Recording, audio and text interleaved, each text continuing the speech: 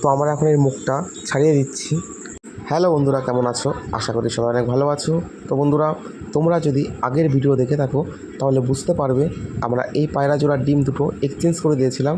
তো দেখতে পাচ্ছ গতকাল একটা বাচ্চা ফুটে গেছিলো, তো আর একটা যে ডিমটা আছে সেটা কোনো ফুটেনি। তো বন্ধুরা, যেহেতু এই পায়রাটার ফার্স্ট টাইম মানে ডিম থেকে বাচ্চাটা ফুটিয়েছে, তাই আমরা একটু কনফিউজ ছিলাম যে আদৌ বাচ্চাটাকে খাওয়াচ্ছে কি খাওয়াচ্ছে না। তো এটা দেখার জন্য আমরা চলে এসেছিলাম। তো আমরা চেক করে দেখলাম বাচ্চাটাকে ঠিকঠাক খাওয়াচ্ছে। তো যাক, দেখে খুব ভালো লাগলো। আর এখানে যে ডিমটা আছে এটা এখন আমরা চেক করব আদৌ বাচ্চাটা ফুটবে কি ফুটবে না। তো এখানে বন্ধুরা দেখতে পাচ্ছ বাচ্চারা কিন্তু কিছুটা ডিম মানে মুখটা ফাটিয়েছে। তো এটা কিন্তু আমরা সকালেও দেখেছিলাম। তো এরকম পরিস্থিতিতে ছিল। তো এর সাইডে একটু সাইডে আর একটা একটু ফাটল ধরেছে, তো ওটা দিয়ে হয়তো মুখটা বেরোবে।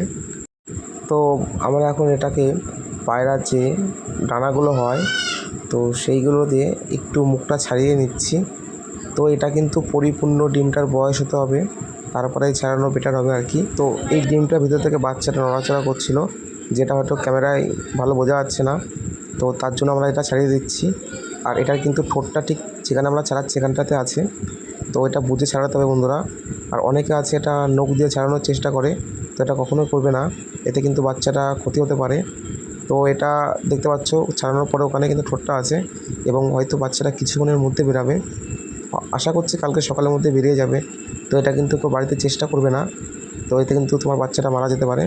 পরিপূর্ণ বয়সটা হতে হবে ডিমটার, মানে কতদিন ডিমের বয়স সেটা জানতে হবে।